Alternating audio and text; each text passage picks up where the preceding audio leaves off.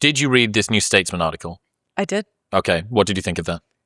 I thought it was fascinating. I thought it was concerning, but also a little bit predictable that women are, well, there was a lot in there. There was, women have a bleak outlook on life, and that they are also spending a lot of time online, which is making everything worse, and that they dislike men so strongly, more than men dislike women. I think that this is to be predicted by an evolutionary framework. Throughout human history, women were very vulnerable because they are targets of sexual abuse. Because they're reproductively valuable, they're smaller on average, and they needed assistance getting the calories for themselves and for their children. And the data suggest women's foraging isn't enough to sustain even themselves. So women who signaled their vulnerability through looking kind of pitiable would have been favored, but also any display beyond that, so communicating sadness, communicating need, would have been favored. So I think this kind of tendency towards a bleak outlook on life makes sense. And in fact, women perceive themselves around the globe to be less happy, less healthy than men, both mentally and physically. And so this is a common pattern. And there also seems to be like social contagion effect to it. So if you look at women's interactions, when they are sad, their partners, whoever they're interacting with, becomes more sad. Their depression spreads through networks in a way that men's doesn't. So there's also like a social contagion effect. So I think a lot of this makes sense. And then if you look at like the men hating, it also makes sense that if women needed to signal their loyalty to one another. So if they were often in these patrilocal environments where they weren't around their family or kin, then one way to communicate to other women, you can trust me, is by being loyal, a really good friend, but also probably being a girl's girl. And one way to signal you're a girl's girl is by hating men. Hannah Bradshaw has some cool research showing that women who are guys' girls tend to be not trusted by other women. So if you have more guy friends, they don't trust you. They think you're more provocative. And so I think some of this is also related to that. I think there's a lot going on. Is that in-group loyalty thing around the guys' girl stuff? I think so. So she didn't test it in that framework. She tested it as like, just what do you think of a girl who only has guy friends or a girl who has girls friends? And women like the girl with girlfriends more and trust her more. But in some of our data where we looked at kind of this asymmetry and concern for men versus women showed the bias to a stronger degree than men did. So I think if you put those two together, I think women might be like advocating for women to signal to one another, I'm on your team. Yeah, I think that's exactly right, Tania. And to add a few more evolutionary perspectives to that, I was listening to the podcast from the journalists who did the research, and I was just banging my head against the wall thinking, there's so much evolutionary psychology at play here, but you can't see it.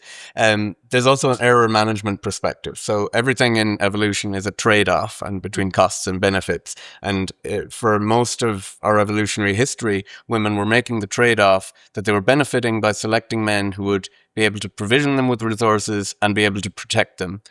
Those are no longer as salient as benefits to modern women who are earning their own money, achieving their own status, and living in a pretty safe world, even if they don't always feel it's all that safe. So those are no longer really key benefits that men can provide. So they're looking for men to provide other benefits that they're just not stepping up to the plate to do. So if you think about it from an error management perspective, the costs of selecting a bad mate still are exactly the same as they were throughout ancestral history for women, but the benefits basically the juice is not worth the squeeze for modern women. So like I read the article, and our lab focuses on sexual conflict, and one of the solutions to sexual conflict that we always kind of promote is to try and encourage cross-sex mind reading. And for the last number of years, I've tried to get people to see it from the men's side that, imagine how it would feel to suddenly be asked to provide value in ways that you don't really know how, that your status, you're being outpaced in status, and you can no longer add value in those domains. But now I'm trying to put the cross-sex mind-reading hat on and imagine it from the woman's side. And from a trade-off perspective in terms of mating, they're living up to their side of the bargain. Men value physical attractiveness far more than women, and that was one of the key benefits that women provide as a mate. Modern women look better than ever, right? And they're bringing more to the table. They're actually contributing resources and status as well. And it's not like men hated those things and only liked physical attractiveness. They just didn't. It's a bonus. It just wasn't as key a benefit as it is to women. So men are getting more and more from women, whereas women are getting less and less, and they're looking for different things. And that was the key thing that came through, is that the traditional benefits that men were providing were no longer ones that modern women were looking for. They were looking for things like shared political ideals, emotional intelligence, things like that, even humor and stuff. And I think that modern men are just a little bit lost, but there is a way back for them to provide value in different ways. But it's just the case that modern women are happier to choose singlehood than risk choosing a costly mate.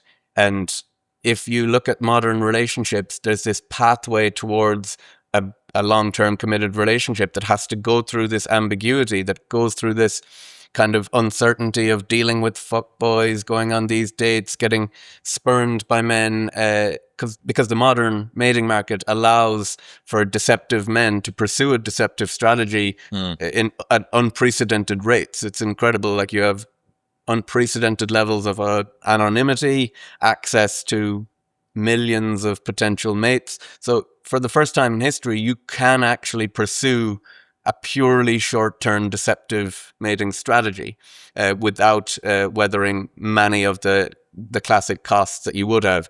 Her kin and her friends are no longer really going to take revenge on you because you live in a city millions of miles away from them. They don't know who you are, and you just move city. And, a lot of men are pursuing this strategy. So women are thinking, if that's the pathway towards a committed relationship, I'd rather not, because they're not getting the benefits. So the pathway to get to a relationship is laid with all of these different tripwires that you can kick. And women are worried about kicking one or many of them, or maybe have in the past, and have gone, actually, I can support myself financially, socioeconomically without this. But I guess the rubber's going to meet the road eventually, because unless you're going to do IVF sperm donor, you need to have a partner eventually if you ever want to have a family. Yeah, but it's just the case that women's status-seeking goals have become very important to them. They've been crushing it in socioeconomic arena, and it's a fact that getting with a long-term male partner is a massive hindrance to a woman's career. He's not really going to want her to be around other high-status mates and rivals at work. He's not too crazy about that idea often. He often wants her to stay home and be the caregiver. That's often what she wants when she gets into a long-term relationship. So if you culturally lionize, I know it's a bit trite to say like the girl boss culture, but that does clash with relationship formation. It takes time to pursue a career, and it's just it's those two things are at odds. My mother famously said, actually, women can have it all, but just not at the same time. So that's a bit of modern wisdom from Mammy Costello. Yeah. 1 in 4 young women say that their partner having a different political view to them would be a red flag in a relationship. However, on particular political issues, women's stance is more hardline. 6 in 10 say they would find it difficult to date someone who disagreed with them on the Palestine-Israel conflict or did not share their views on Donald Trump. 74% say they'd find it difficult to be in a relationship with someone who did not share their views about social justice. Young women are also more likely than young men to say they would not have a relationship with someone who disagreed with them over immigration. I mean, that's so interesting to me, because I feel like my generation's view of morality is basically these, faraway conflicts in the Middle East. It's things that aren't happening to our lives directly. But we seem to have this thing where we will treat how men behave as their sort of personal preference. It's their subjective judgment on things. So it's like a morally relative culture. And so the only way we can judge a man by his morality is is he posting about Palestine? How does he feel about immigration? Because you can't say this is right and wrong because we're not as religious anymore. We can't really say that there is morally good and morally bad. And so we have to use these really easy kind of signifiers of morality. It's the film finger waving on social media, right? Of what can be easily identified, what can be easily advertised. I thought it was funny when I was listening to the podcast that these women, their activism is very important to them, and they were very frustrated at what to me sounded like classically male typical status striving even in these circles. So there are some men who are going to identify this as an opportunity to woke fishing. Woke fishing, that's a nice term for it. But the women were complaining that the patterns of behavior they were engaging in, they were very interested in giving the speeches, running for positions of leadership. And I was like, it's all just a different type of status game. And the same frustrations with men will exist in these domains as anywhere else. Why do you think it is there's this sort of lean to the left when it comes to women? What's in a female predisposition that seems to have this sort of progressive list at the moment being very compelling? I think it might have to do with if women evolved to evoke care, then, and signal their vulnerability, then it would make sense from a niche construction perspective that you should design a world that gives aid to the vulnerable. So like it's in your interest to design a social world that transfers resources to the vulnerable. Because you're going to appear more vulnerable. If you see yourself as vulnerable. Very interesting. Yeah. And so it can be, but I also think it functions twofold. It's both beneficial for them, but it's also a signal of their kindness. And other women really dislike unkind women, or any signs of cruelty, competitiveness. And so what I kind of wonder is like, is this all a competition to display to other women, I am so pro-social and kind, and then maybe your romantic partner is a reflection of you. So it's a stronger signal that I'm committed to these causes if my romantic partner also is, or if I don't have one altogether because they're not good enough, So like, I'm willing to pay the honest signal of I'm foregoing a romantic partner because there are none who meet my standards on this measure. And with kindness, usually there's target specificity, that women usually prefer a partner who's really kind to them, and they're less so keen on a partner who's kind to others. But except if there's massive status associated with someone who's kind to others. And that is in this arena, in this political arena, signaling your kindness to others is the high status. Kind of encouraging a bit of domestication as well of everyone around you. It's interesting that a lot of men's behavior, men's portrayal of emotions are actually quite antisocial. You think about frustration, agitation, anger, rage, aggression. They're very antisocial. There's Joe Hudson's daughter was crying in the bath when she was 9, and it kept happening over and over. And he came in and he said, when you're crying, you sound like pretty agitated. Are you sad or are you pissed off? She said, I'm pissed off. It's like, well, if you're pissed off, why are you crying? He said, well, because when I cry, my sister comes and gives me a hug.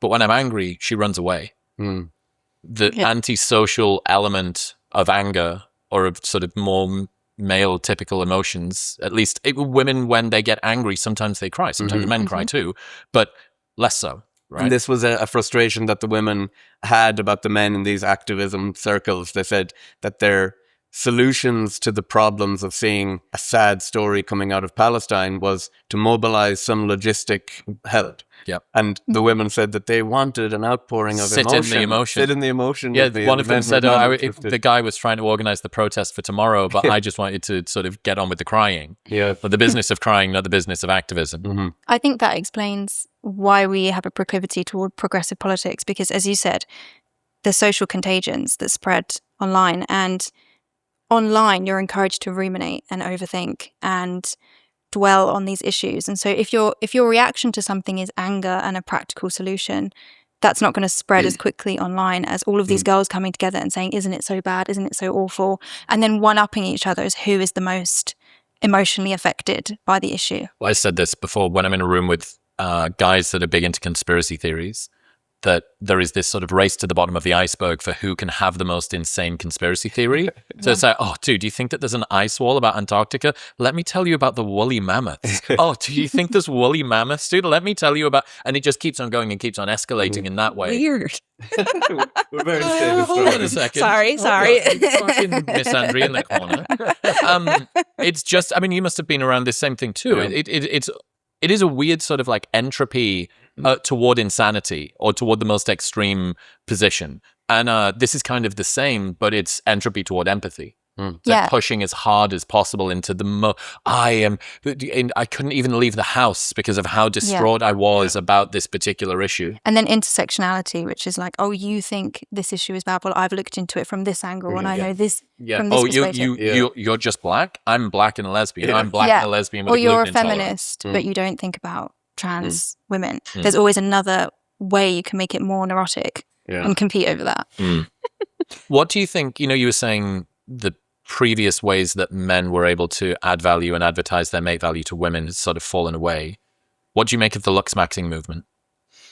I kind of wonder if it's a reflection of, so there's this general trend towards the gender egalitarian paradox, where as the world treats men and women more equally, the sexes diverge more. So they do it on personality, they do it on... Height. Yes, men actually get taller and more equal environments. It's hard to say that's socially constructed. Although people do say that, they say, oh, parents just feed the boys more. And that's the only reason in why. A more egalitarian? Yeah. It's okay. Men, but anyway. Yep. But anyway, so like you see this pattern in both men and women. Men get more like risk taking, women get more anxious and depressed. So what I think is going on is in this I think maybe gender egalitarianism is just like a proxy for social competitiveness. So as the world gets more competitive, our sex specific adaptations get activated. And so if it's the case that, women are more prone to like anxiety or depression, that's going to become amplified. If men are more prone to risk-taking or maybe conspiracy theory, that might get activated. And then where's Looksmaxxing come in? Men and women have incentives to both enhance their appearance to the extent that they could. It's just through different techniques. So men might have a drive for muscularity. So, that would allow them to be competitive in a really competitive world. And especially if the mating market is becoming, at first, more short-term mating oriented. If there's this first pass of kind of somewhat short-term mating oriented relationship that becomes a long-term one, then physical attractiveness, which we know is massively over-indexed in online dating and kind of the media saturated world. We even have data, I know you spoke Mackin about this, about just... people are prioritizing physical attractiveness. Both men and women are prioritizing it more and more. Why do you think that is? Because probably they're not able to add value in those other ways. The short-term mating kind of attributes become more enhanced. And especially if you have the visually saturated world, online dating. I think that's the first gateway to jump through. Yeah. Then you need to meet the minimum threshold on physical attractiveness. Yeah. So it makes sense that men will increasingly engage in looksmaxxing. Now there's some predictable effects that we might see there, and I think we are seeing them, is that men tend to be a little extreme with their status striving, with any pursuit to get sexually selected. Fisharian runaway everywhere. So they're going to go to extreme lengths. And that's what we're seeing, right? You're seeing like the high-profile Looksmaxxers. Now, by the way, I don't think Looksmaxxing is that bad. I think that microdosing Looksmaxxing is probably good for everyone. Going to the gym is for a guy, getting a haircut. Mark Manson's Models came out in 2014? Yeah. Have you ever read that book? Probably not. So Mark Manson, before he did The Subtle Art, he wrote Models. And Models was like a sanitized pickup book. It's the best way to put it. And then Jeffrey Miller and Tucker Max did Mate. Yeah. So the two-car garage for guys. It's, I guess, a bit old. It's kind of showing my age weirdly because they're both written in the teens or the tens. Mate by Tucker Max and Jeffrey Miller, and then Models by Mark Manson. But in Models, it's like you should get a T-shirt that fits nicely. Pick grays and navies and blacks, and you should get a pair of jeans that don't hang off you. And you need a nice belt. It's like the most basic, but that's to a guy in 2010, that's Looksmaxxing. Yeah, and men can move the needle on their image pretty quick, like good haircut, get in good shape, and wear fitted clothes. Little bit of stubble. You're going to kill it. Like, that's a massive improvement. Yep. But I think what happens is men, given their tendency to go to the extremes. And from an error management perspective, they go too far with the muscularity and things like that because. And there's lots of data to show that they go too far, and it's not what women like. Men reliably overestimate the muscularity that women want. But I think of that from an error management perspective as well, because simultaneously we do have lots of data that women do like muscularity. So if you're going to make an error on one side, would you rather be more muscular than less yeah, muscular? Better to have it and not need it than need it and not have it. A quick aside, look, you know sleep matters, but let's be real, most nights you're probably not getting the sort of sleep that's actually restorative. 8 Sleep's Pod 5 fixes that. It's a smart cover that you throw over the top of your mattress that actively cools or heats each side of the bed up to 20 degrees. They've even added a temperature-regulating duvet and pillowcase, so you and your partner can sleep at your preferred temperatures, covered head to toe, like some temperature-controlled mummy. Plus, it's got upgraded sensors that run health checks when you're asleep, tracking things like abnormal heartbeats and breathing issues and sudden HRV changes. There's a built-in speaker for white noise. The autopilot feature learns your sleep patterns, makes real-time adjustments to improve your sleep. It even detects when you're snoring and lifts your head a few inches to help you breathe better. That is why 8 Sleep is clinically proven to add up to an hour of quality sleep per night. And best of all, they have a 30-day sleep trial, so you can buy it and sleep on it for 29 nights. And if you don't like it, they will just give you your money back. Plus, they ship internationally. Right now, you can get up to $350 off the Pod 5 by going to the link in the description below or heading to 8sleep.com/modernwisdom and using the code modernwisdom at checkout. That's EIGHT sleep.com/modernwisdom and modernwisdom at checkout. What was that poll that you did about clavicular? Oh yeah, I asked whether, and it chose. I've really enjoyed X bringing in the pictures with the polls now. It's really a nice little addition to the polls, which I'm an aficionado of. Well, you need to fucking get off Blue Sky, dude. Yeah, I'll get off. My main piece of advice to you is to leave the fuck away. Or do the polls on both and compare And the just results. see- I have no following on Blue Sky. It's just You go on there. You go on dozens of people that are there. They have no interest. You in go on there as a form of self-harm. Yes, I think you're right. Yeah, I do try and reach like both sides of the academic kind of world. But they hate you. I know, but They actively hate you. All that happens in our group chat is he posts, like he basically comes in for kind of like emotional support. We're his emotional support group chat. Lovely. And he should come men in. show their emotion. Yeah. That's true. You're not showing your emotions. You're showing how you're being repeatedly Frustration is beaten by the emotion. same social media platform. It's insanity. Yeah. Why do you get attacked? Just because you're into evolutionary psychology? Yeah, more kind of narcissism with small differences about evolutionary psychology, I'd say. Okay. Yeah, it's But anyway, the polls on X are my Catnip. my fund. I love them. Yeah, the whole Ollie Murs situation went viral for that. But one I've done recently, I posted a picture of Clavicular, who's the most high-profile Looksmaxxer, and I think a pretty handsome guy. He's one of the only Looksmaxxers that I think looks pretty good. But I think he looked pretty good to begin with, so I think he was gonna be handsome anyway. But anyway, he's the most high-profile Looksmaxxer, and I posted a picture of, I can't even think of his name, but he's a popular K-pop singer that's a bit of a heartthrob in that arena. And reliable sex difference, the men thought Clavicular was more handsome, the women thought that the K-pop star was more handsome. So there is a somewhat of a mismatch in cross-sex mind reading happening between men and women around attractiveness. What do you think about the guys that say, well, that's just stated versus revealed preferences? Women actually do want the Giga Chad face. They don't want to go with that soy boy. That's just what they think is popular to say online. I think it's massive cope for people to respond to all my polls with, oh, you can't trust anything women say, that they just lie all the time. Like, that must be such a comforting world to live in, to be like, oh, I don't have to worry about any of their criticism because it's just lies and I know how they really behave. And this is often said by just basement dwellers who never People who don't go yeah. off the internet. Yeah, exactly. So I would say that that K-pop star does pretty okay with women, I imagine, if he is so inclined. I think he would be fine.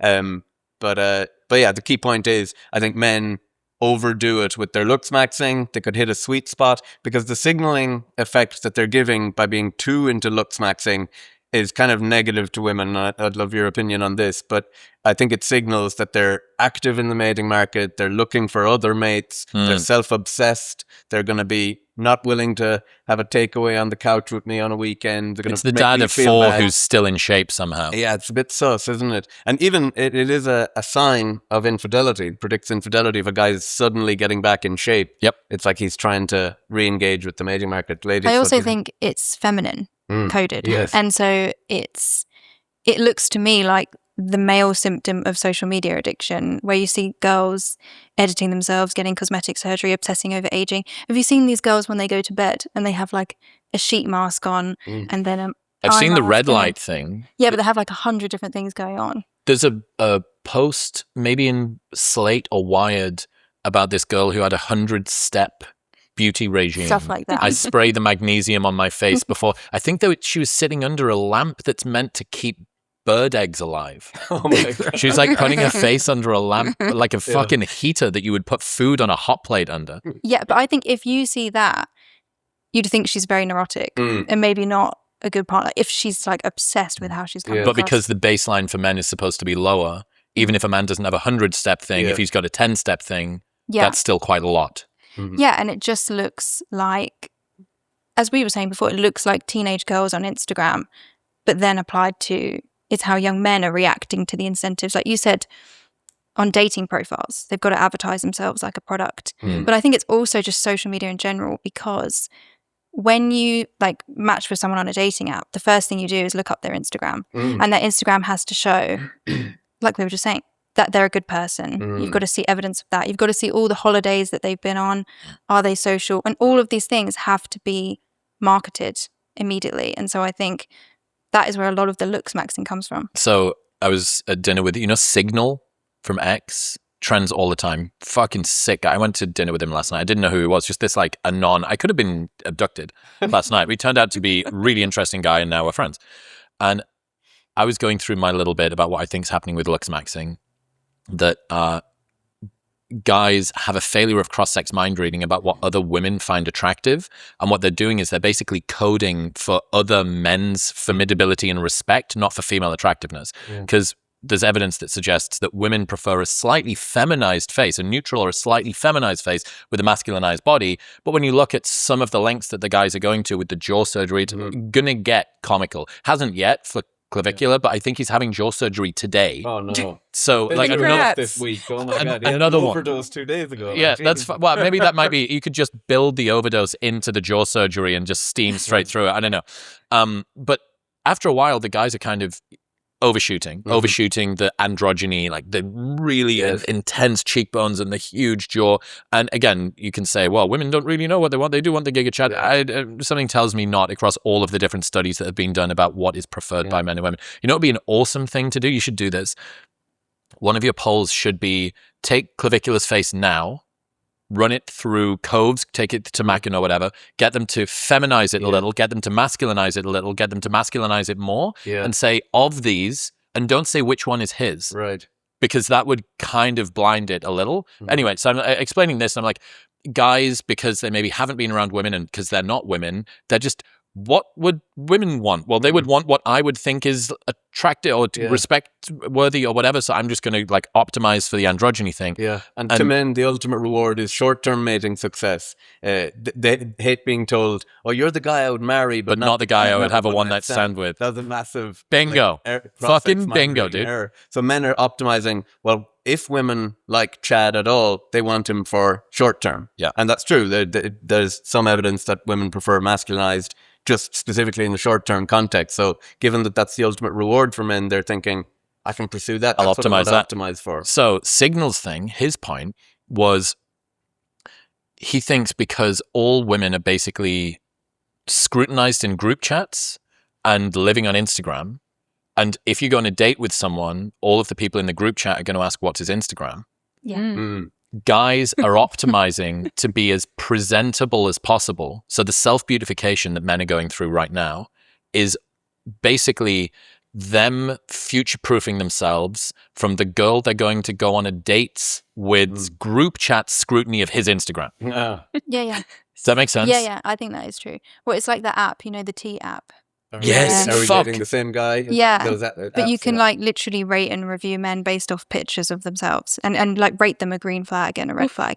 But that is happening in group chats. And I think a lot of young men think, even before they've met someone, all of their memories have to be marketed in a way for a future partner who's going to be scrolling through their life. So it's like, yeah, when you go on holiday, capturing images not for the memories, but for this future woman who's going to be scrolling through Interesting. your Yeah. profiles. And that's a nice segue into the mate copying of Nikki Glaser. Have you heard about that? What was this? The call her daddy thing? Yeah. So what happened? So she had an interview where she kind of revealed her, I wouldn't describe it as a cuck fetish, but she kind of told this. Was it not called monopoly? It's monopoly. Well, okay, that's a cool term. But Monopoly. yeah, so she basically described that she enjoys seeing her male partner fuck other women. Now, she's not into being with other men, and this is this very kind of salacious story. And I think there's a number of things happening there. There is some evidence of mate copying that's much stronger in women. The social proofing of other women's opinion of a guy It's pre-selection. is way more important to them than it is for men. So let's say I was going out with someone that I was head over heels with and in love with, and you said, "Oh no, she's not that beautiful." It would have less of an effect on me than it would for a girl having all her girlfriends to say, "No, he's not the one. He's trash." And it makes sense because women's mate value is more observable. Like, so you Yes. can only do so know much. exactly. You know, you have Yeah. eyes. Yeah. It's like, I don't care what you think, I can see. Yeah. Whereas men's mate value is less observable, so Yeah. you have to use these indirect cues. So Like if, their if a guy goes partners. through into a club and he's surrounded by 4 women, some women are looking at that saying, there must be something. Or if a guy Pre-selection. doesn't look that good, but he has a really beautiful partner, they're thinking, there must be something. He must have something going for him. Right? Yeah, I was talking to Coleman Hughes, and he was telling me about when he first started dating his fiance, and they'd be in New York somewhere, and he'd be sat down at a table, and some guy that read his book or listened to his podcast or whatever would come over and be like, "Coleman, I just wanted to let you know I'm such a huge fan of the podcast and whatever. Sorry for interrupting, and I hope you have a wonderful night or whatever. Would you mind taking a photo?" And Coleman was like, "There is no better wingman. I've just recruited some guy that I don't know that is a fan of my work, and I'm really glad to have as a fan, but I'm even more glad that you spotted me in this steakhouse with this girl." And yeah, there is this, that's why I think the black pill ruling of LMS, yes, if you don't hit the minimum level of looks, you are going to be at a serious disadvantage that maybe doesn't get to enter the party. But beyond that, I don't think it's M next. I think status counts for so fucking much. Yeah. Like it's able to wipe away, because how long have we had money? How long have we had status? Yeah, absolutely. And especially when too much physical attractiveness can actually be off-putting to a female partner. They're like, "Oh, I don't want to have to mate guard him that hard, and he's too obsessed with himself, and too many women like him." It can be off-putting. Is that right? I don't want to speak for I the get ladies. stressed out about men who are too attractive or too extroverted. Don't trust it. Yeah. Why? I just know they'll have so many alternatives and they're more likely to encounter them. It's like, it's a numbers game. Even if you're really desirable, at some point, I mean, people habituate. So it's just, it's risky. There's a relationship between infidelity and extroversion, right? Yeah. And I kind of wonder if that might play a role into like why women show some of these traits. Is like there was an incentive from men to not be super extroverted, high confidence, because if that's a cue of You want to sexual signal dad, not promiscuity. Chad. Yeah. Well, no, for women, if women are too extroverted, other men might infer she will cheat. And if men have the concern over paternity certainty and cuckoldry, then they might have preferred women who were slightly more insecure, more Demure. humble. Right. And so women might have encountered mate preferences that selected them to be slightly more insecure. It's less threatening from a mating perspective. It is interesting though, because I feel like at the moment, my generation of young women are on average very insecure about how they look, and they're very anxious.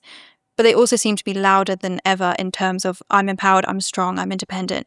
And so you have women who are really trying to portray that they never get jealous and they never get insecure. But then they seem to have this deep risk aversion and anxiety, and I don't know where that comes from.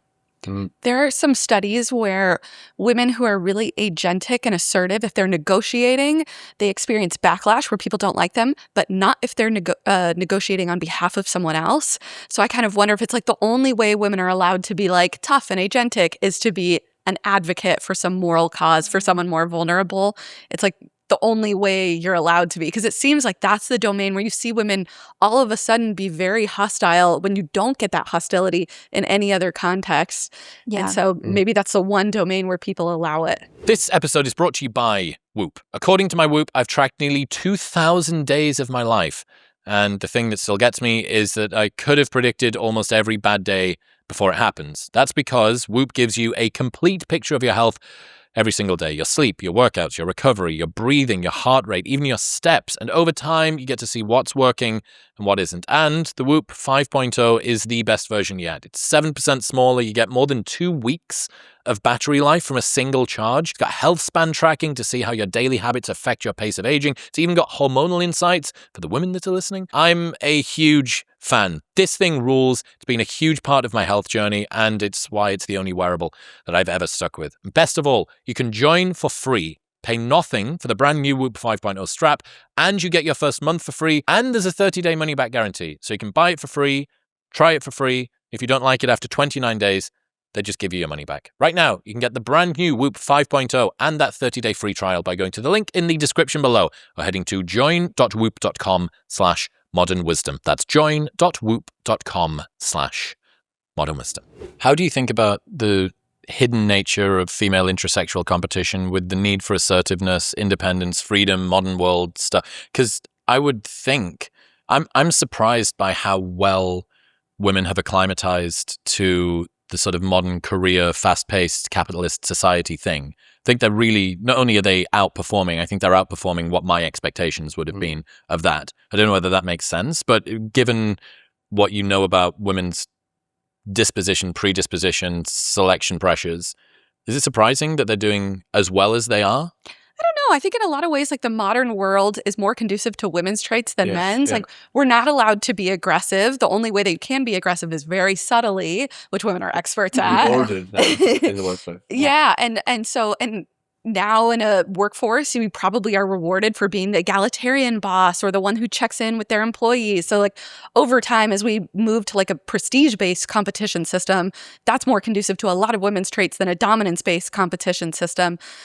But I see your point that at the same time, you also have to be like agentic and assertive in the workforce. So it'd be really interesting to see how women navigate that in practice. But there are some data showing that more agentic women are particularly disliked by their female colleagues. And so I think that might lead to women's using these egalitarian strategies as a way of like simultaneously being competitive and assertive while looking kind along the way. And I think you could say for good reason, the modern world or workplace is kind of designed to neuter men's most aggressive tendencies. You can't exactly get into a physical fight to settle something anymore in the workplace. It's just not acceptable. But you can spread gossip, and that is kind of rewarded. So in that style of aggression, women will far succeed. Have you ever done any bless his heart stuff? Men do gossip too, right? It's not like just a female thing. Yeah, we try. So we manipulated whether a man said it about another man or a woman said Can it you about do? You're going to have to just give a 30,000-foot view of the bless her heart effect. Okay, basically, if women phrase their negative gossip with concern, people didn't register it as gossip. They were more likely to believe that she was a good person. And so it seems like you get these benefits by believing you're concerned about your gossip target, or maybe doing it consciously. And then there was a different study where we did look at men and women, where we looked at women's use of like complaining, venting about their friends, like complaining about how their friends treated them. Like, oh, you know, Susie always says these weird comments to me and they hurt my feelings. If men did that, other people didn't care as much. So it just doesn't work. It's seen as whiny. Like, Yeah, it is. It is. It's non-agentic in a way, right? Yeah, they don't have the same sympathy. In terms of bless his heart, maybe it would work for men because you're just seeming compassionate. I don't know. If we did, it would be interesting to test. There's a Substack called Men Are Good. Have you come across this? It's like Sounds controversial. It's really well written. I mean, look, it gets a bit men's rightsy, but some of the insights are fucking money. Like really, really good. Tom Golden, I think he's called. It's good. That Really name good. rings a bell. Really good Substack. Yeah. Anyway, he had this one bit where he talked about how men are told that they should open up more about their emotions, but every single incentive pretty much pushes against it, including that of other men. That men don't like to see men who are opening up about their emotions. There's a kind of ick and an aversion. Like, you look like an unreliable ally. You're not maybe thinking this consciously, but two things are true that men are trying to do at the moment. It's like men's mental health is a really big issue, but okay, if you see a guy that's crying on social media, will you give him sympathy or will you laugh at him? Almost every guy is going to go, simp, cuck, soy boy, you're an idiot, this is lame, you need to man up. It's like, okay, so which is it? And we spent 2 hours talking about some of the paradoxes of sort of modern female culture and capitalism versus independence and freedom versus motherhood and just a mom and all this stuff. But I think it's important to call out the ones where, guys, you do not get to say men need to open up more. We need to have more services for mental health. Let's say that men don't believe that, because a lot of men might say men don't need to open up more, they need to man up more. And you go, okay, do you think that suicide prevention is something that's important? Okay. How do you respond when you see a guy that's incredibly depressed on social media and really struggling? Because, 95% of men that took their own lives had sought mental health advice from the exact services that they're supposed to in advance. Presumably, if you're remotely online and young, you've maybe tweeted or posted something that's a bit sad at some point. Have you checked in on your bro? Like, if you were at dinner and one of your friends started crying, how comfortable would you be at sitting in that? Especially if you're British. It's like, it's just not, not a conducive environment. So men want room for their struggles to be acknowledged, but when other men are struggling, they don't acknowledge their struggles. Does that make sense? This is where I think the insight from our ancestral history and the selection pressures men and women faced is so informative. William, you just fucking put a billboard above your head that says evolutionary psychology is real. It's coming, right. Okay, but no, the specific pressure. So men have this deep ancestral history of coalitional value to each other. So to express vulnerability is a massive liability and risk to you and to your allies. So the message that I think struggling men that would be more effective than, oh, you can come cry on my shoulder, is we need you, actually, and you're valuable. Useful. You're useful, and we need you to be stronger. So whatever you need to do to get back on your feet, and I know you can do it, you just got to rally. Like that, we've all kind of been there. That, I feel, will resonate much with men more compelling. Do you know what's a good example of that? New York divorce lawyer was on the show a couple of months ago. James Sexton. Yeah, James Sexton, and he was saying to me, he told me the story about he was in a relationship with 2 different women, one after the other. And Okay, I was like, okay. as a divorce lawyer, that would be a high risk strategy. Yeah, fucking no, it would have been safe. So both women didn't like the fact that on a weekend he doesn't shave. He has to shave every single day before he goes into court because he doesn't want to look stubbly. And then on Friday or Thursday night, he would shave, and he wouldn't shave again maybe until a Monday morning. So by the time it gets to a Sunday, he was real scratchy. And the first relationship he was in, the woman said, it irritates me so much. It makes my face red. It makes me break out in spots, and I really don't like it. And I wish that you'd shave. Like it doesn't make me feel very good. That relationship didn't work. Next woman had the exact same preference, but instead she said, you know what? It is so sexy when you're clean shaven. I think that it's just the hottest thing in the world. Immediate.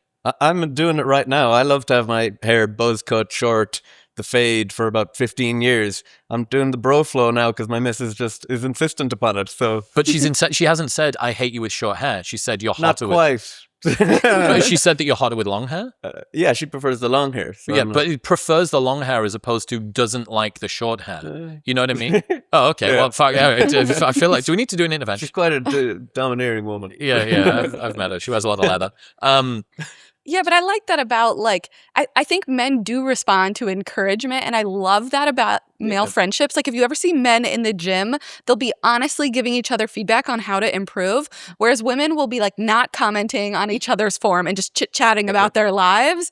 And so it seems like men really want each other to be better, because if that's your, like, brother in arms, you need him to be the best soldier he can be. Yeah. And so it's so funny, because if you listen to, like, male-directed podcasts, they're always like, how to maximize productivity. And, and then female-directed podcasts are like the exact opposite. They're like, you're a queen no matter what you do. If he doesn't recognize it, leave him. Yeah. And so then it makes me wonder, like, if we're receiving this feedback from our same-sex peers, what is that going to do to men and women over time? Men are going to go into looks-maxxing, finance maxing, and then women will just go into like wallowing. Like it. Yeah, I feel like women wouldn't call each other out either. So if like a young woman posted on social media that she had this horrible experience with a man and it was kind of unfair toward the man, the comments are all going to be in support of her, because if she's, say, crying or she's upset on camera, we're all going to co-ruminate together and then also confirm her maybe neurotic assumptions of what's happened. Whereas I feel like with men, as you said, it doesn't engender the same empathy, and so maybe they would have a load of comments. Hate it, dude. Men prefer the tough love. So there's this new trend I've got where I retweet kind of these random masculinity behaviors as tonic masculinity. And one is this guy, he was morbidly obese and he was gonna die. Like he was really that severe. And his friend texted him every day, "You fat fucking pig," until he lost the weight. And the guy loves this friend. He's like, he saved my life. He literally like just doing that, checking in with me every day, saying, "You fat Checking fuck." in with me. Well, like it worked. Yeah. Like he said, if he cares enough about me, he needs me to be better. Yeah. Like that was it. It was. Whereas that women would worked. be like, "You look better than ever." Right. Yes, So- queen. What does it engender for women as you look at sort of the next generation? The best thing about this, Critical Drinker, he had this fucking awesome take. So he compares the first Mulan movie, which was the Disney animated one, to the live action one that came out maybe 5, 6, 7 years ago. And in the first one, the protagonist is smaller and weaker than all of the men, and she needs to disguise herself, and she has to use like feminine guile and agility and speed, and she has to work even harder. And eventually, after doing that, she's able to become the hero. And it's kind of a female story of self-empowerment through determination and agency and working hard and stuff like that. Roll the clock forward by 2 decades. The protagonist is immediately better than all of the men. She doesn't need to work at it. No work. The only restriction that she encounters is the fact that the world doesn't believe in her enough. Yeah. She's And a she's got Mary Sue. Yeah, they she's call got it some in like film. Yeah. what's that? A Mary Sue, a character who's just already perfect. Okay, yeah, that's like Wonder Woman. Well, no, not Wonder Woman. The Skywalker film. No, The new what's Star- the one in Avengers that can like fix everything? Wonder Woman. No, not Wonder Woman. Miss Marvel or Yes, Captain Marvel. Captain Marvel. Yeah. Captain Marvel is like, she's like off saving other shit in the universe. And you're like, hey, Thanos just killed 50% of everyone. It's like, no, there's other problems elsewhere. And she's like the most powerful of all the superheroes. Anyway, second Mulan movie, she's got this magical estrogen chi, whatever it is. She's got like some super feminine thing that she's able to just use, and she's immediately better. And you go, well, when I think about if I have a daughter, which I hope to, what role model do I want her to have? Do I want her to believe the worldview that the only time that you encounter obstacles is because of something systemic that's out of your control because the world doesn't believe in you? Or do I want her to believe that you can overcome stuff just the same way that the men can? And that if you do encounter obstacles, that's par for the course. There's no entitlement. There's no, this isn't something that's wrong. The world is filled with problems. Yeah. You just need to work out a way to solve them, and you can. Not that they're a bug, but they're a feature. And it's also quite sexist because they lionize the male default. So if a woman shows male typical behaviors, that's how she shows she's kick-ass. If she shows feminine guile, like you said, that's not quite the same. They don't want to promote those gender typical behaviors. I came up with a name for it, the soft bigotry of male expectations.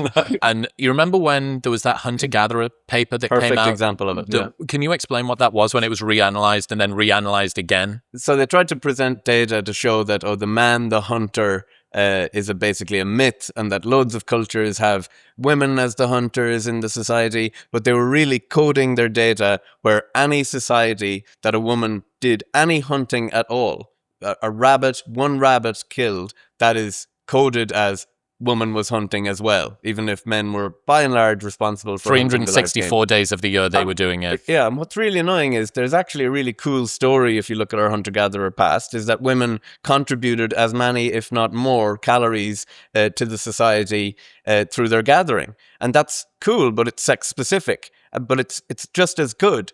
You don't have to be just the same as the men to be as good or good in a different way. It's like it's actually really sexist because they think you have to be like men. It's a fucking massive amount of bigotry that devalues what would have been whatever female coded behavior. And this is the line from Andrew Schultz, where his wife, who used to work at Google, had their first kid and would then be walking around the supermarket near where her ex-co-employees and colleagues would walk around. They said, "What are you doing now?" And she'd say, "I'm just a mum." And he said it was the just that killed him, that there's something about doing something that was inherently female coded that was seen as less valuable. You go, how is this not sexist? Is this not fucking sexist to say the thing that came to you naturally, the gathering as opposed to the hunting, well, women can do it just as much as men and maybe sometimes even better? And you go, well, yeah, but that implicitly devalues the thing that they were doing more of. It's like, it's very, I don't know, it feels like bigotry to me. Is there something going on whereby like feminine guile is meant to be kept mysterious and you don't want it said out loud the way you do things or something? I don't know. I just think like maybe it's like an assumption that like women are a block, a monolith, when in reality, women have competing interests. So like feminism isn't operating on behalf of all women. It's really good for hyperagentic women. It might be penalizing the women who are more female typical, who are more nurturing, who want these things. And so it's kind of tragic that like as a result of championing these women, we have to also like denigrate these women. And it seems like if you really wanted to be pro women, support them in whichever direction they take. For a community that's trying to be very inclusive, it's highly exclusionary. Yes. To critique some women for wanting like love and babies, it's like, that's beautiful. Support all types. Yeah. I also think it's because we have a somewhat therapeutic culture now where the ultimate goal for women is like self-actualization. So it's becoming their authentic selves.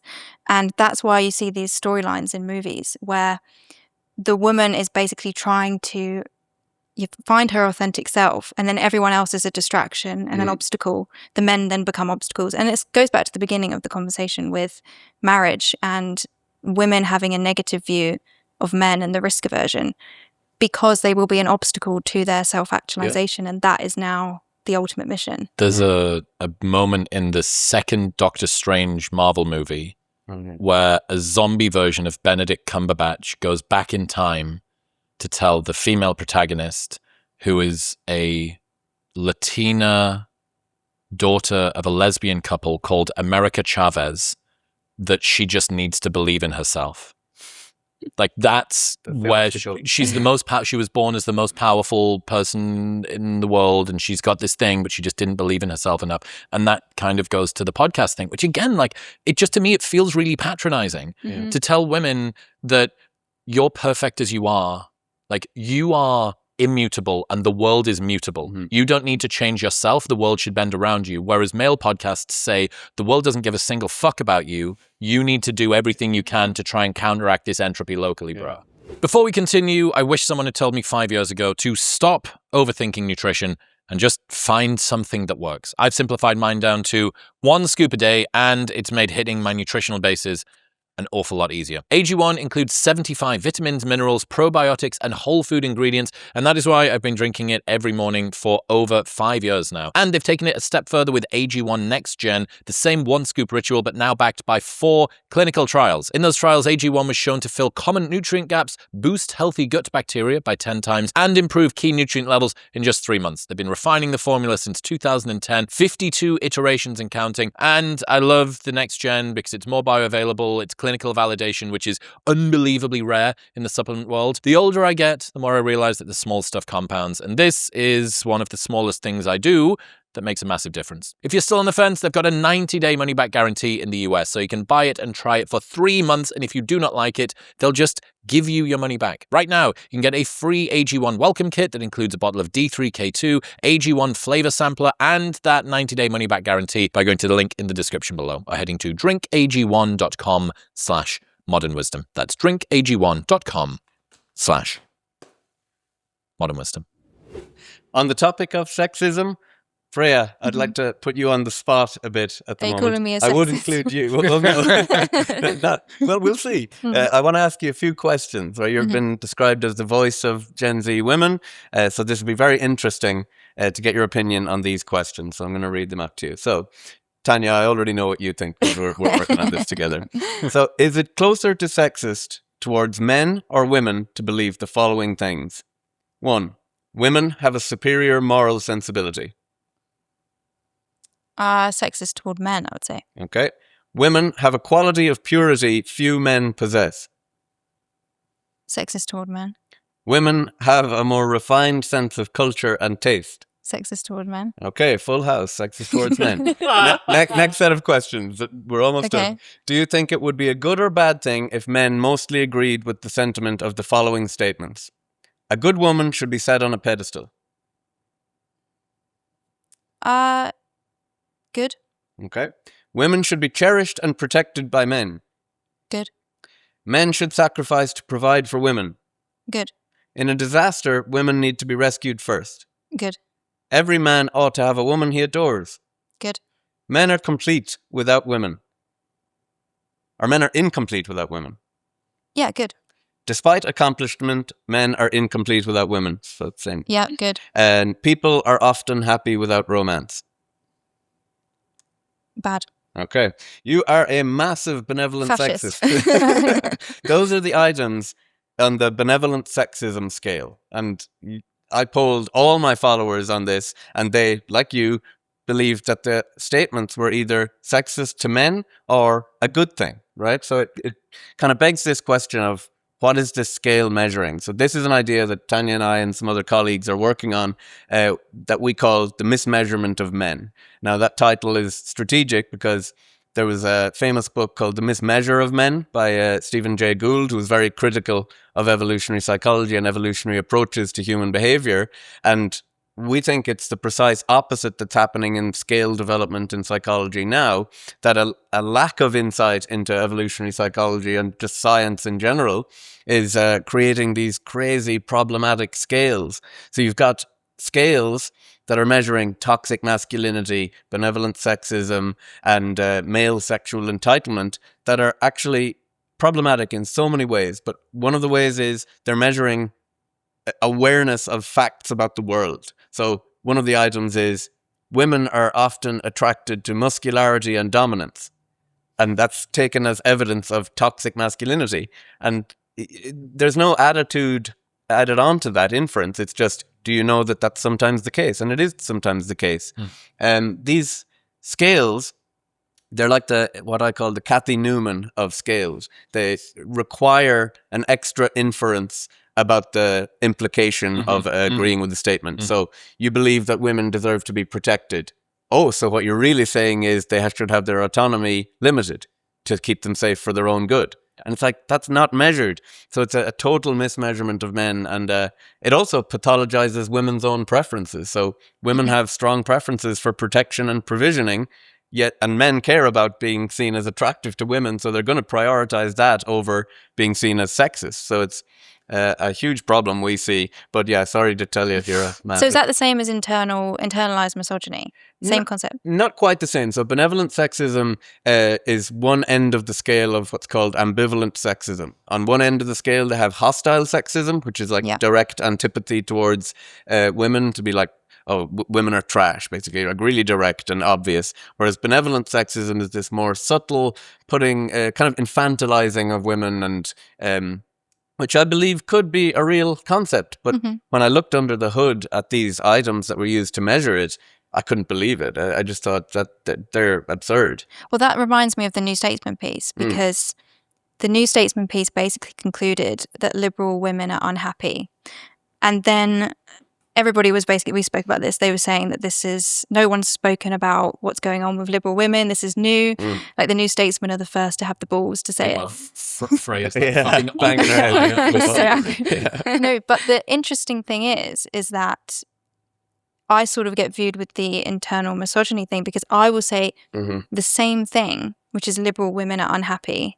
But I'll also say it's because they have these unmet needs. It's because they want to belong. And it's like a compassionate worldview that I think women want to be protected. They want to feel like they're safe and stable and all of these things. But then I get that's a sexist point of view. But the New Statesman can present it and say young women are unhappy and draw different conclusions. And then it's not a sexist. I told you, your thing to female say. privilege has been revoked. Yeah, You don't have the female privilege that you once thought you did. because I'm white or Because conservative. because you're white, Views, because you're yeah. right of centre. Yeah. Mhm. Yeah, I then don't get treated as a woman at all. No, you're an honorary Yeah. man. Congratulations, it's 3 on Thanks. 1. So in the literature, there's this kind of confusion about, women are perplexingly attracted to benevolent sexism, and this is like a problem. It's an inconvenient finding. But when you look at the way the items are written, it's needless, because I think women are attracted to men who believe women should be protected. But I don't think they're attracted to men who would add on the extra inference and would say, because women need to be protected, they need to have their rights autonomy limited for should their own be- good. So if you had the item written in a proper way and the scale designed in a proper way, you would actually have no problematic attraction to benevolent sexism. Do you remember that video of the 2 travelers in Thailand and a guy pulls out a knife? It's CCTV footage. I think I've seen it, yeah. Yeah, it went super viral, and all of the replies and all of the quote tweets of it were, "Girl, he's trash." So this guy pulls out a knife and he's trying to steal the woman's bag, and she fights him off, and the guy hides behind a fucking pillar. The dude hides behind a pillar. Oh. So there's 2 things that are sort of, icky, right? And Yeah. we all have this sense that you should protect. Dude, what was that fucking thing that I said? I put this in the group chat 6 months ago and I fucking called it, and I was right about the fact that women would be less, there would be more. Oh, here it is. Look at this. Oh, no. So that guy's got a knife. Oh my God. Homeboy hides behind the pillar while she is fighting him. And there's another dude that just comes over and maybe he's with the guy. And then this guy with the And then a fucking benevolently sexist man Yes. Yeah, comes look. over and thinks the woman cannot defend herself. And what a sexist son of a bitch. I know, what a pig. Yeah. What an absolute pig. Is it the dude on the bike? I think it's a He comes in with a helmet. Yep. Good Oh, man. nice. dude, a helmet to the head. Yeah. Commute to help. Yeah. So almost everybody was Yeah. universal in this. That guy that's hiding behind the pillar is. Yeah. What are you doing, dude? Come on. Like, But- yeah, it's a knife and fucking scary or whatever, but like, do something. Women's preference for protection is seriously strong. So I ran a poll asking which would have a stronger effect. This was my idea. Don't fucking say I would run a poll. This is my idea, dude. Okay. Anyway, Jesus I was even fuck. surprised by the results. Women said it would have a stronger effect on their attractiveness to a man if they found out he was unwilling to protect them than it would be if he cheated on her in a one-night stand. Yeah. That Yeah, is and I- really strong. I kind of wonder if like maybe that's one factor in like why women aren't interested in men nowadays is like men don't get to display those abilities. Exactly right. Like Yeah. if No we're one's not coming back from war. Yeah, if we're not seeing men defending our groups or hunting, like you don't get to see the value of male formidability Yeah. or the display of it. What I'm starting to wonder is like if women even realize how much stronger men are. When I ask my students, like I present the sex difference in upper body strength, and they're surprised, and I'm like, what? Yeah. Like, There's this viral trend on TikTok apparently now where it's like asking couples to ask the guy to go into the challenge of putting her in handcuffs in 30 seconds. And they're like, it's the greatest foreplay ever. It's like women get so Safe- turned on yeah, by it. It's like, safe wow, restriction. realizing the strength difference is crazy. Yeah, well, I mean, that's the thing that Andrew Thomas was talking about. Does Andrew do Krav Maga or some shit? He does some kind of surprised me, yeah. some martial artsy thing, right? And he's saying that the ability to turn on and turn off aggression is really rare. Like most guys, the aggression sort of bleeds out in the same way as your level of obsession and how much you pay attention to patterns is great when you're trying to write a new piece, but is not so great when you're dealing with your intimate relationship or whatever. Guys that are aggressive are good. If homeboy comes along with the knife, forget running away. He's licking his lips. The guy's like, oh, I'm waiting my entire life for this. Just pulls out an armory of things to kill him with. You're like, okay, it's like everyone's like Tim Kennedy. But very few men have learned to turn that off. And I think what's got crossed over a little bit here is that women love the idea of a man who is able to be aggressive, but never to them. And unfortunately, the guys, I mean, how many MMA fighters have had like awful abuse, domestic abuse situations that you've selected for a guy he is going to really, really stand up for me. Well, yeah, but maybe that's not to say that all fucking MMA fighters are going to be, home abusers, but this has happened a bunch of times. You go, it's hard to turn that aggression off. And the protector thing is great, but the just raw aggression thing carries on. It's a trade-off women have to make, and it's predictable the ecologies in which they'll actually select a really formidable mate. And it's predictable based on the individual differences in that woman's size. Smaller women in those dangerous ecologies tend to have a stronger preference for a really strong, aggressive. What would a dangerous ecology in the modern world be like? So, I mean, there's rough areas I used to live in Birmingham. There was rough areas of it. It's as rough as it gets. We did a study where we tried to see this. Like, we tried to prime women to think about, so we had them learn about like imagine your friend Sarah tells you about an experience with her boyfriend. And in one condition, the boyfriend and her are in a fight and he gets so mad that he punches a wall. And then in the other condition, the boyfriend defends her against this guy trying to rob her. And we thought it was going to make, when we primed women to think of like the man as the aggressor punching the wall, we thought women were going to dislike the formidable men, but they had the same preferences as normal where they were totally fine with the formidable guy. But we did find when we primed them with the protector condition, they liked all men more. So like all men. Wow. And so but to your point, like I think like maybe women aren't aware of those trade-offs totally because those two men are likely to be the same person. Yeah. The guy that's really, really competent and prepared to go for it in the protection thing, maybe he's going to punch a wall as well. And they weren't registering it as like, well, maybe I should use cues of formidability as a predictor of like which men would be likely to be violent. And so it was odd that they didn't show that aversion. And so I'm not sure if that link is like as explicit in women's minds. Well, isn't it strange as well that there's especially among young girls, the sort of Gen Z girls, or I guess maybe more like Gen Alpha now, if you look at the phrenology of the guys that they're trying to go for, guys are almost signaling like anime character levels of cuteness, the tously hair, the very sort of thin body. Certainly there's the Looksmaxxing teens that are going in the other direction that are basically trying to speed run manhood. The soft boy. Yeah. Is that what the aesthetic is? Yeah, and I think that's because it's less threatening. Exactly. Bingo. Post Me Too world. Yeah. This guy, he couldn't even force himself on me if he wanted. Yeah. Like, there's no reason. He's basically like a cuddly teddy bear best friend that I get to be in a relationship with. Yeah. But when you think about, like, what is that pushing toward? Well, at some point, those women are probably going to diverge away. And I think that what Jordan Peterson used to say about you don't want to dominate your partner.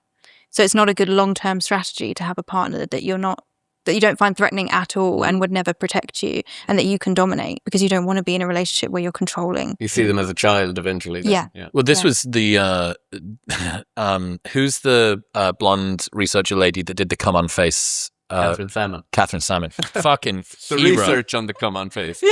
Shout out Catherine Salmon, dude. She fucking rules. But she was talking about how after 50 Shades of Grey came out, and the dark romance genre really started to pick up steam, which obviously I contributed to. And there was a world where this was politically inconvenient, especially for the sort of feminist side of the aisle, because all of the guys that were being chosen to be the protagonists were highly dominant, highly assertive, tall, strong, masculine, millionaire, billionaire, CEO people. So they tried to put more pliable, they were called golden retriever husbands or cinnamon roll husbands. And they tried to put sort of a more soft, pliable guy on the cover, and also the story throughout. Shock, horror, they didn't sell well. And this is short-term mating and fantasy, the same way as what a man watches in porn. The porn that I watch, might be great porn, or the sex dolls. Might not want to be in a marriage with her, right? Tell me about sex dolls. It's your specialist subject. Yeah, I was glad to make the shift from incel researcher now to sex doll researcher. So I've got the full gamu, and they actually kind of connect in a way. They're the main consumer base of sex dolls. So I came across this amazing. That's an unfortunate way to open the sentence. Let me rephrase that. I happened upon this amazing data set that was publicly available that had all the body specifications of sex dolls that are on the market. And this study that was published was very descriptive in nature, and it was just describing the dimensions rather than saying why they might be that way. So I did a kind of my own analysis on it and showed that they reveal all the kind of classically predicted male mate preferences. And it's interesting because these artificial depictions of female sexual beings are like a undiluted window into men's mate preferences, because these dolls, they can take on any form. They're not limited by nature. They're just literally whatever the consumer wants them to be like. And there's this, it's not just that the creators of sex dolls make them that way and the consumers have no choice. There's this co-evolution of the market with the consumer and the producer. A good example is they wouldn't buy something they didn't want. Exactly right. There's no market for really obese sex doll. Well, there's a smaller market, let's say. Yeah, there's a niche for everything, yeah, William. But the dolls typified all the classic evolutionary predicted mate preferences, but except they did so in an extremely supernormal stimuli way. So have you got images of it? Can we pull this image up? I do have an image. I did send through my image. Here's something that you prepared earlier from your armory of sex dolls. It reminds me there are these beetles that will try to mate with Glass beer bottles. bottles. Yeah. Yep. And I always show it to my class and I'm like, anyone who watches porn, that's also you. Yeah, I'm like, yeah. it's the same thing. Hey, Humans I'm- are easily convinced. I'm gonna especially. say it. I think that romantasy is for women what porn is for men. Yeah. There's a great video of this dude and the woman's saying she's comparing Disney movies to real life, and she's like, the dad's gone, she's alone and the dad's gone, and like all of the problems that Disney princesses had to go through. And the dude does it with like A Court of Thorns and Roses, and it's like, he's got a big thing, he's got a big thing, he's got a big thing and something in his eye, he's got a big thing and he can fly as well. Like there's another one that I saw of a girl talking about what I read in my romantasy novel, and it's, I would wait until the death of 1,000 suns just to get to touch your cheek one more time, and then it cuts to what she's got in her real life, and it's like the trash is smelling again, right, from her partner. But unrealistic expectations for what are the key triggers for romance and attraction and stuff like that. Supernormal stimuli is everywhere, dude, even in romantasy. Yeah, and one of the kind of the white pills on it is that it's still really low status for the guy to be a sex doll haver. I mean, it's very embarrassing when you start talking about your collection, Chris. It kind of does lower your status. My collection is just Deborah So. I just have one, and it's Deborah So. Oh my god! But for now, it's low status to have sex dolls. But maybe that'll change in a while. I don't think it's going to change because there's no selection. It's the same reason that guys can't flex the amount of OnlyFans that they subscribe to. Right? If you can get something that everybody else has, especially in a market where getting something that no one else can get is highly valued, it's seen as desperate. If I can see you naked for the price of a cheeseburger per month, that's not going to be high value. It's going to suggest, I can't get this really, so I'm going to have to get it privately. But maybe a subset of men will say, ultimately, I don't care about the status now. I'll just compete. This will satisfy my sexual urges more and more convincingly when you integrate AI into the system. Maybe they'll just retreat into that world, and video games will be their other status game. They will internet. Male sedation, dude. Male sedation turned up to 11. So, Jared, I want to see these sex dolls. Where are they? While he's searching for that, I'll tell you an interesting story that I learned when writing this paper. Is it's actually confusing from one level of analysis why women have smaller feet than men, but it's a sexually selected feature, because adult human women are the only species, the only mammal that carries a pregnancy on 2 feet. And it's really dangerous to have falls. It might terminate the pregnancy. So you'd actually expect them, from a biomechanical perspective, to have evolved really big feet for stability and all that. But they don't. They have really small feet, and men have a preference for small feet. And it is a sign of femininity, because with each age and pregnancy, women's feet get bigger and bigger. So You're fucking kidding me.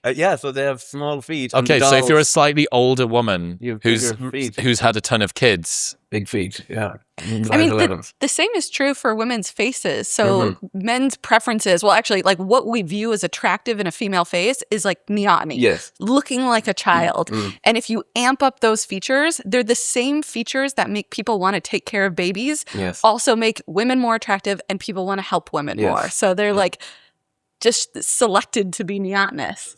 A quick aside, most people think that they're dehydrated because they don't drink enough water. Turns out water alone isn't just the problem, it's also what's missing from it, which is why for the last 5 years, I've started every single morning with a cold glass of Element in water. Element is an electrolyte drink with a science-backed ratio of sodium, potassium, and magnesium. No sugar, no coloring, no artificial ingredients, just the stuff that your body actually needs to function. This plays a critical role in reducing your muscle cramps and your fatigue. It optimizes your brain health, it regulates your appetite, and it helps curb cravings. I keep talking about it because I genuinely feel a difference when I use it versus when I don't. And best of all, there's a no questions asked refund policy with an unlimited duration. So if you're on the fence, you can buy it and try it for as long as you like. And if you don't like it for any reason, they just give you your money back. You don't even need to return the box. That's how confident they are that you'll love it. And they offer free shipping in the US. Right now, you can get a free sample pack of Element's most popular flavors with your first purchase by going to the link in the description below or heading to drinklmnt.com/modern wisdom. That's drinklmnt.com/modern wisdom.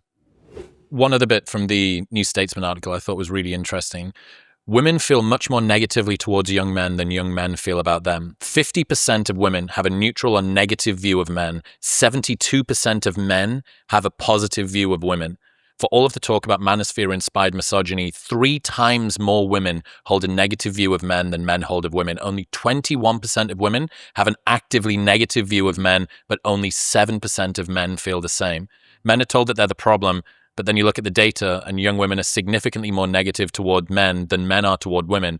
Men get dragged in the media, but are still showing up more optimistically about women than the other way around. But women are fulfilling their part of the bargain. Like if you looked at it from a trade-off perspective, like women are, here's my beauty, I'm contributing, bringing more to the table financially and everything. The women, if you ask them, I bet they'd say, yeah, well, we're right, they're wrong. Or we're right and they're right. But why would you why would you hold an actively negative view of men? Well, because they see only the risks. They see the... But this is not this is not a view of relationships. This is an actively negative view of men. This seems to be much more judgmental. Men are bad in and of themselves. Men are bad over there, or they're bad when they're trying to get with me. Yeah. I would think that was something to do with porn. Because... And I also think that explains, you say that women are attracted to sort of feminine-looking anime men. I think because maybe they've grown up watching very hyper-masculine, like porn stars, being really rough and violent with women, and then they go for the non-threatening mate. And then also they develop this view of men based off maybe the most brutal videos and seeing it from such a young age that then you generalize that to all men.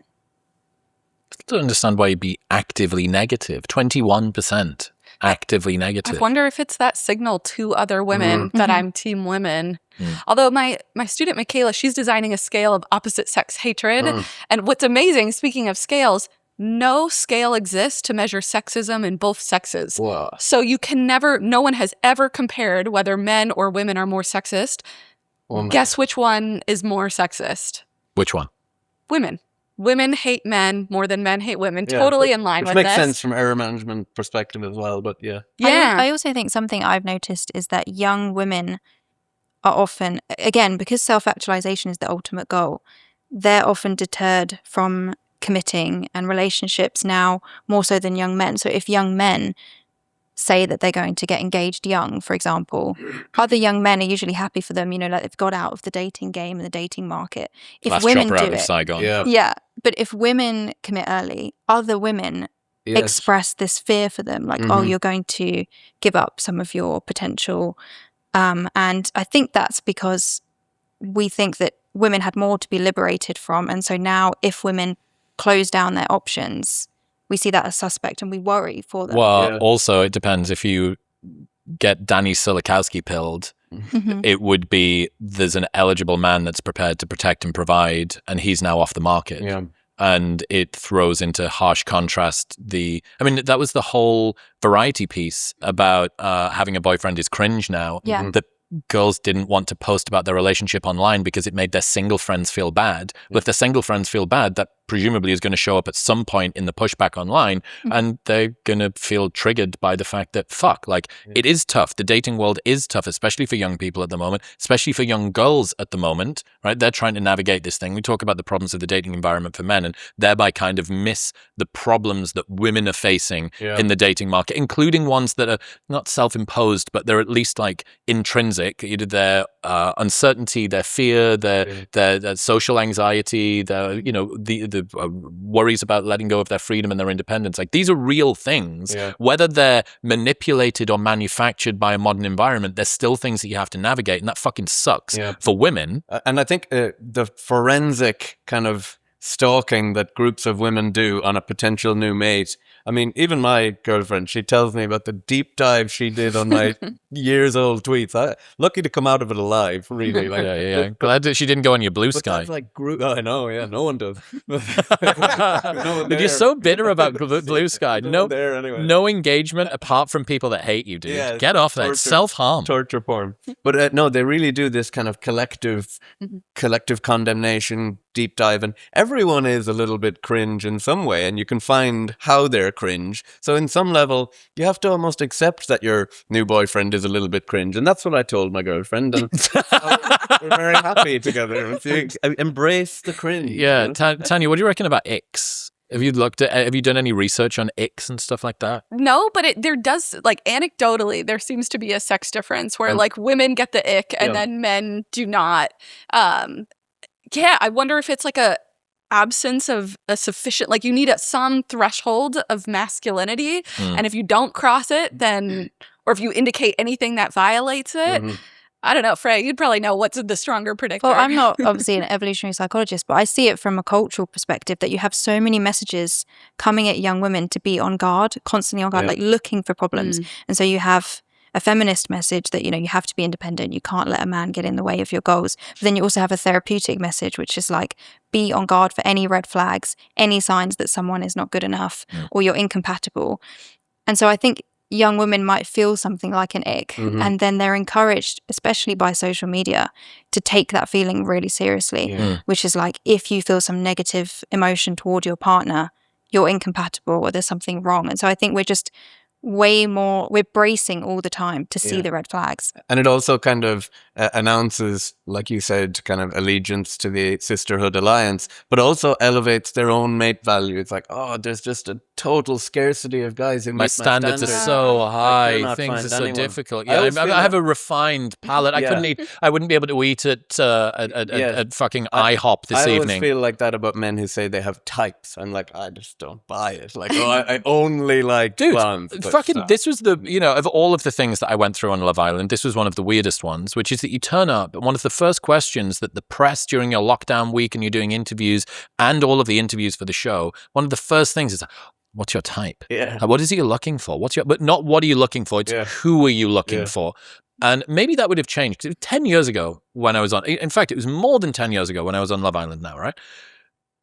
What's your type? What do you mean? Like, who is like, oh, yeah, it's ginger girls with blue. They have to have blue eyes. They can't be too blue, but like if they're a little, I'm like, who the fuck has these weird autistic preferences for a partner? Because they're only talking about it physically. Yeah, they're never saying, oh, I want someone who is really in touch with their emotions. I want someone who is. They wouldn't have even said, I want someone who has these interests. Like physically, what are you looking for? Yeah. I think it's just a way in guys anyway, I think it's a way of just posturing like, oh, I can be so specific and narrow my choice parameters so much because I have so many options. Yeah. And I've been always a little bit sus of it. I've never bought it. Yeah. Some of the new polling done at the New Statesman suggests that privileged women are the most pessimistic of all. Women in middle-class professions are less likely to say they feel valued by society and less likely to believe that if they work hard, they will succeed in life when compared to their working-class counterparts. Young men are now more likely to be unemployed than young women, yet young women are far more financially cynical, 21 points less likely than young men to believe they will ever out-earn their parents. White women are more likely to feel the country is racist than their non-white women middle-class partners. You white women are awful. Yeah. I wonder how much of that is like related to that finding where the only way that women could be agentic was like on behalf of someone else. So like the more successful that you are or the more that you have going in your favor, the only like way that you can be agentic is to like be so deeply caring. There are some ethnographies on adolescent girls, and the only ones that were allowed to be popular were if they were super, super nice. And so they had to like kind of over deliver on like kindness in order to be allowed to be popular. And so it feels a little bit like that same pattern that like perhaps women do this so the envy or resentment of other women won't bring them down. Joyce Benenson has this Hero, cool- friend of the show. Oh, she's the best. I'm obsessed with her. She has this paper on leveling showing that like women are more likely to use a leveling strategy where they say like, oh, we should all be equal when someone is surpassing them. And so I wonder if like once you have all of these things operating in your favor, you kind of have to be like a martyr in order to like continue on. Otherwise, people might Where not do like you get your victimhood points from? Yeah. I won't say who said it in our group chat, but someone replied to Rob Henderson bringing this up and said, middle class hay fever, Rob. When there's no high load of parasites, people's immune system gets bored and starts looking for things to react to, and you get allergies to dust and pollen. When the middle class has no threats, their threat system gets bored and starts looking for trivial things to blow out of proportion. White privilege, gender identity, ultra-processed foods, it's all pollen. You don't have oat milk? You're traumatizing me. No explicit segregation and blatant racism, sensitivity to microaggressions increases. That's what I was going to say, is I think it's more time to introspect and ruminate, because you have girls and young women not just picking up on icks in their partner and like scrutinizing them and looking for flaws, but then doing that to themselves. So constantly pathologizing, diagnosing themselves, wondering what's wrong with them, over analyzing their personality traits. And so I do think it's just more time and less bigger problems, like say having children, where you put your neuroticism, you funnel it into something productive, and instead it then turns inwards or also against your partner. But there is status afforded to women doing that in that ecosystem, in that social system of higher education where women are dominating now.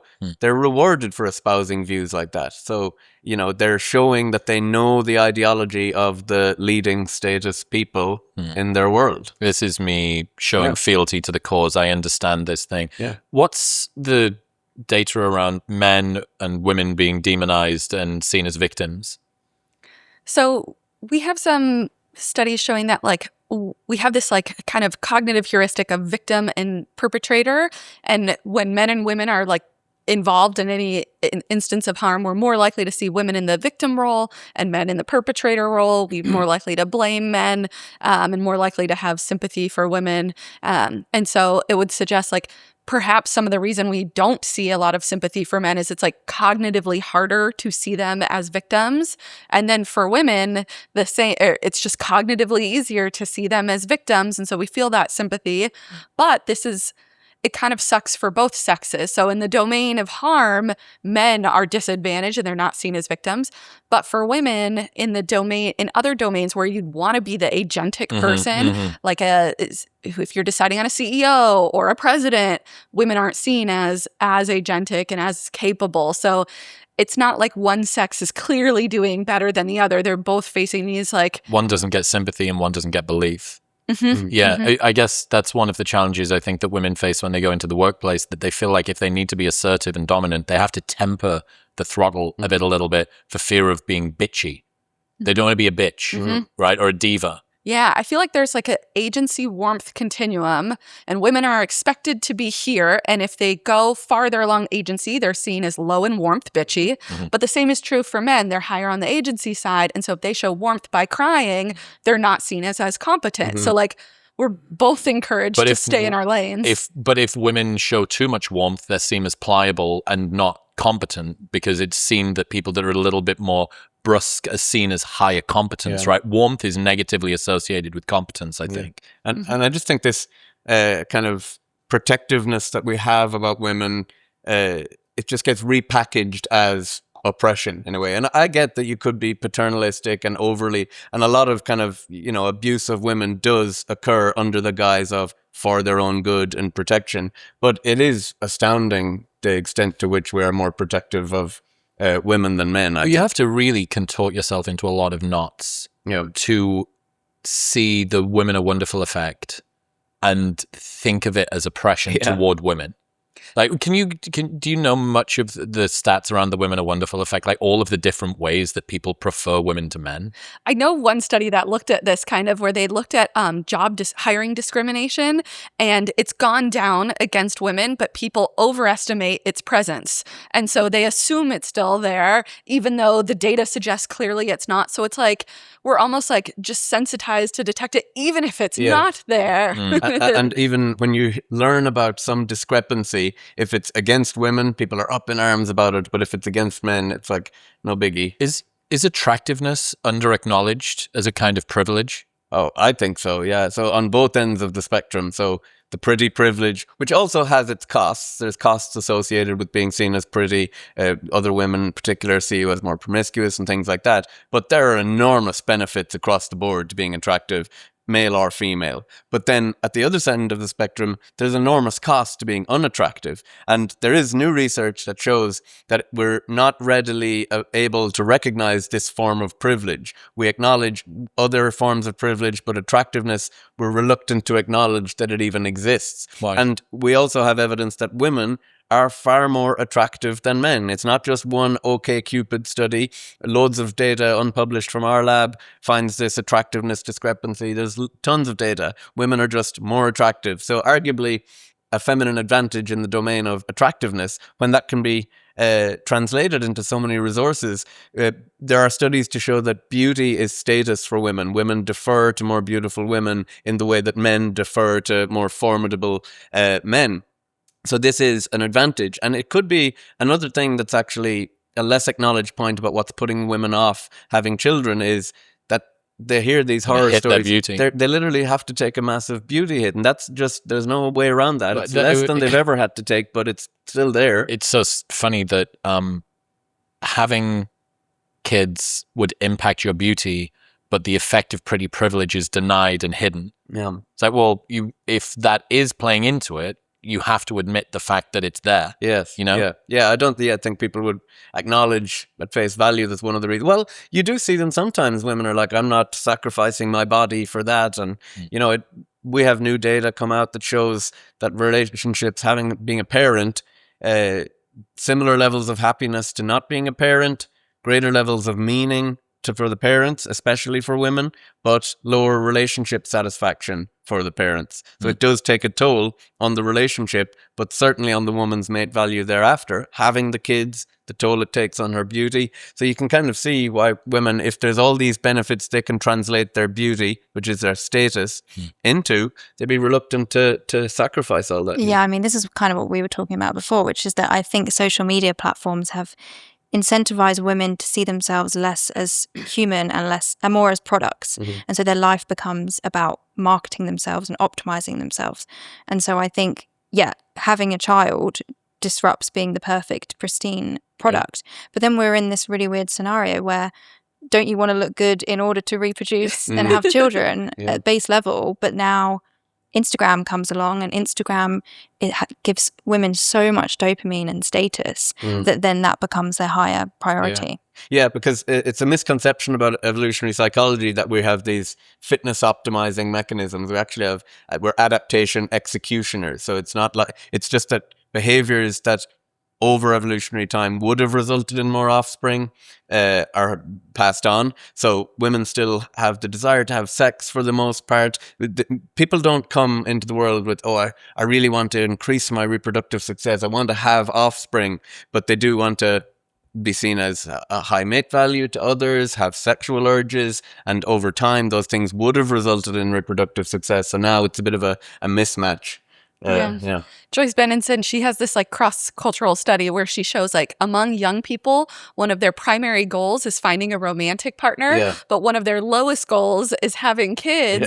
And so she makes this argument that like we probably evolved a desire to attract a mate, but we didn't need to evolve the desire to have kids because so long as you were having sex, you were having kids. Exactly. You didn't have reliable contraception. Yeah. It's a hugely evolutionary novel technology that's really just thrown the whole thing up in the air. I think also with young women, sometimes the relationship becomes an accessory to display online. What was your And so- line about that in the episode that we did a couple of years ago? It was relationships are just brand partnerships now. Yeah. It's something to display. And so the characteristics that maybe you would select for before social media are very different. Now it's presenting it to other women and how other women will react.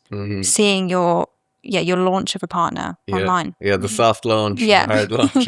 Learn all about this stuff. 60% of romantic relationships begin as friendships.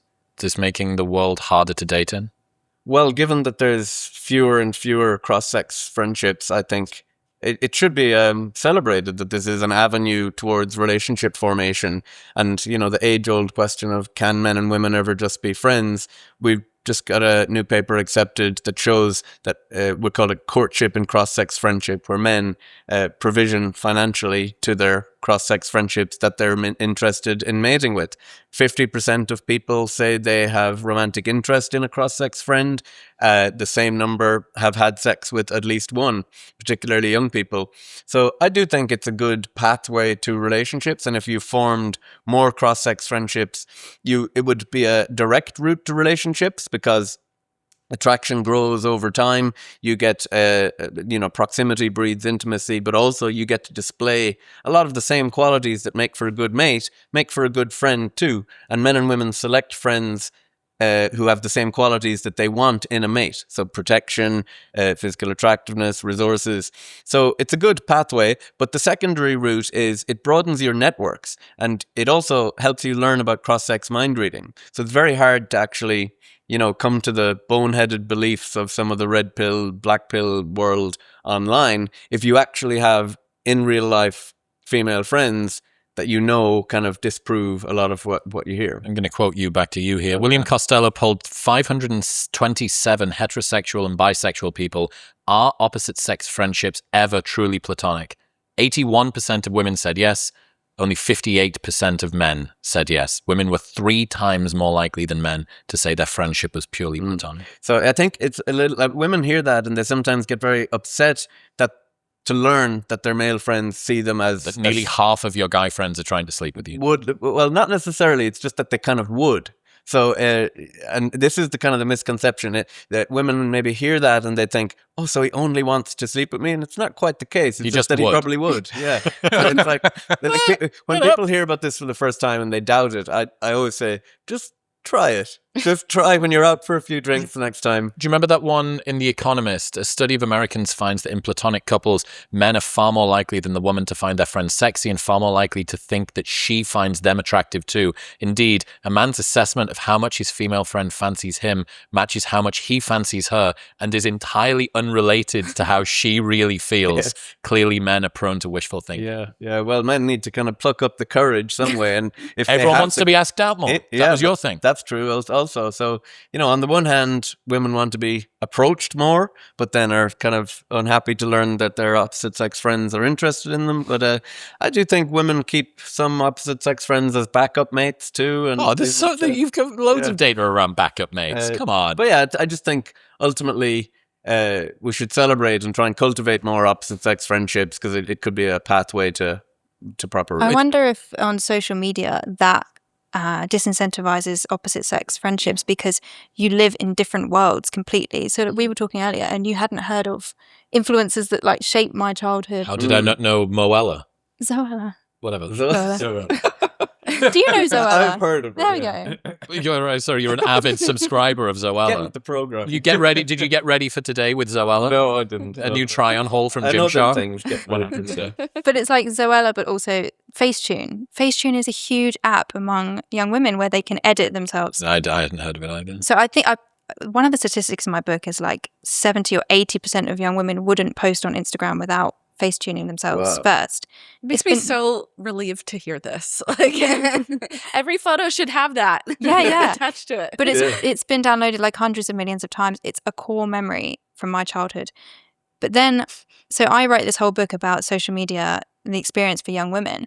But then for young men, they have a completely different childhood. So it can be a young man that grew up near me. RuneScape.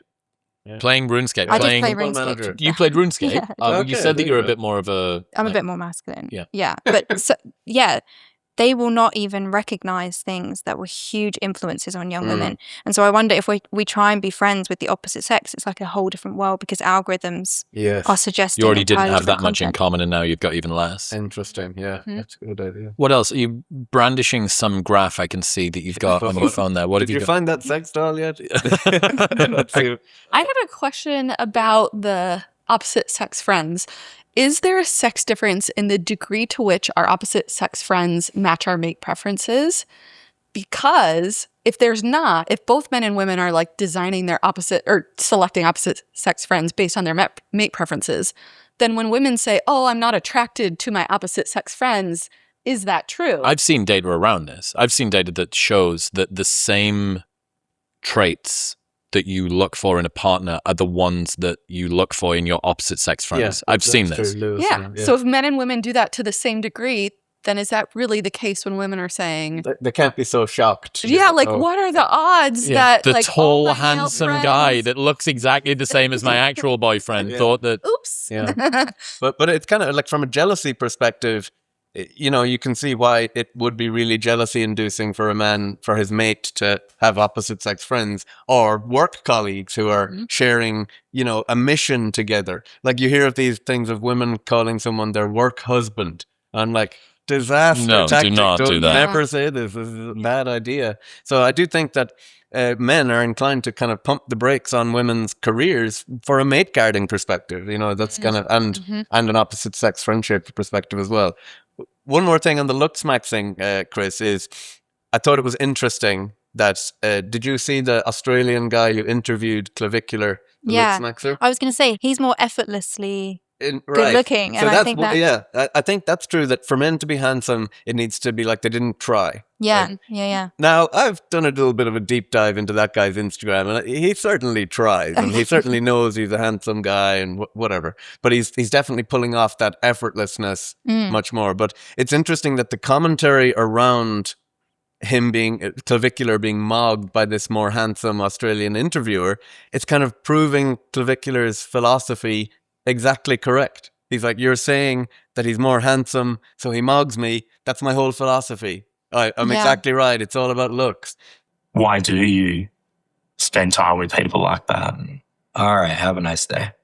Are you trying to? I see you want to make this political. Too bad I didn't have time to look into anything about potentially who your wife cheated with, but don't try to go down that line of questioning with me. All right, because I'm not doing any political. I'm not married. Gesturing, but so I was simply only asking because obviously maybe you got a Looksmaxxing, so I could teach you about Looksmaxxing, then maybe you could switch that up. But thanks for the time. Appreciate the interview. All right. I mean, look, they did light them quite nicely, Yeah. which was good. It was definitely quite a sultry. If that turned into gay porn, I wouldn't have been surprised.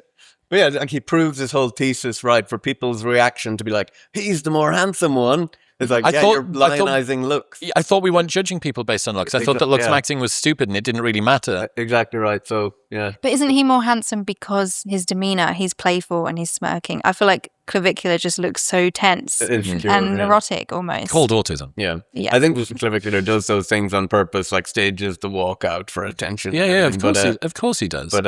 but yeah, it is that effortlessness. I do think is more attractive to women. Well, the same thing is true to men as well. Yeah. Think about the difference between Sydney Sweeney and Sabrina Carpenter. Yeah. Sabrina Carpenter is a female designed for the female gaze, and Sydney Sweeney is a female designed for the male gaze. Our gay male gaze. Yes, Sabrina correct. Carpenter, yeah. Bingo. And it's why is it that men love Sydney Sweeney and hate Sabrina Carpenter, and why is it that women love Sabrina Carpenter and hate Sydney Sweeney?